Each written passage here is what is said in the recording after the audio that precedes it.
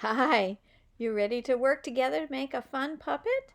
This one dances and sings if you provide the song. All you're going to need is a paper cup, some stiff paper, some string or yarn, maybe a little tape or glue, and 2 buttons. Those are the tap dancing shoes. Here I've labeled the things so you can see what everything's used for.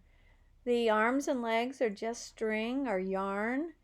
Some stiffer paper for the face, and a simple paper cup. That's all you need. I picked out 2 matching shank type buttons for the feet.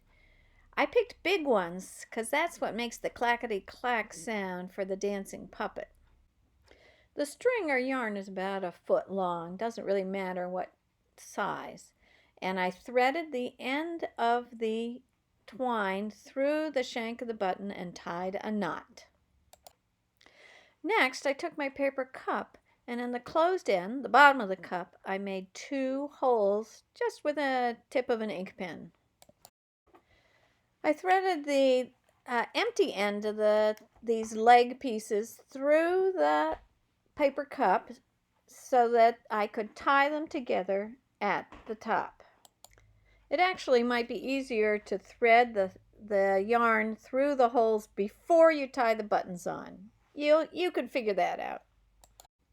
Now your puppet has 2 dancing feet.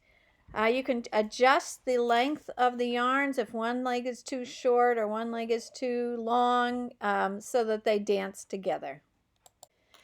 Now poke holes in the sides of the cup. These will be the arms. I actually cut 2 pieces of yarn, but it turns out just make 1 long one and thread it all the way through. This is nothing fancy, but it does give you the impression of having arms.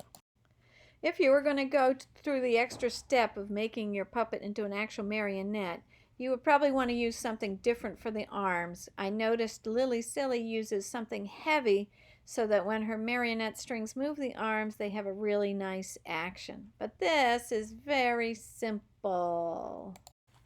Next, you're going to fashion the face.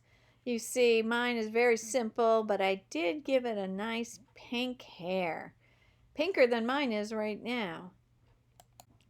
I just taped the 2 pieces together. You could do it more elegantly with glue stick, and then used a piece of tape to fix the face onto the paper cup in the right spot. And the puppet is done.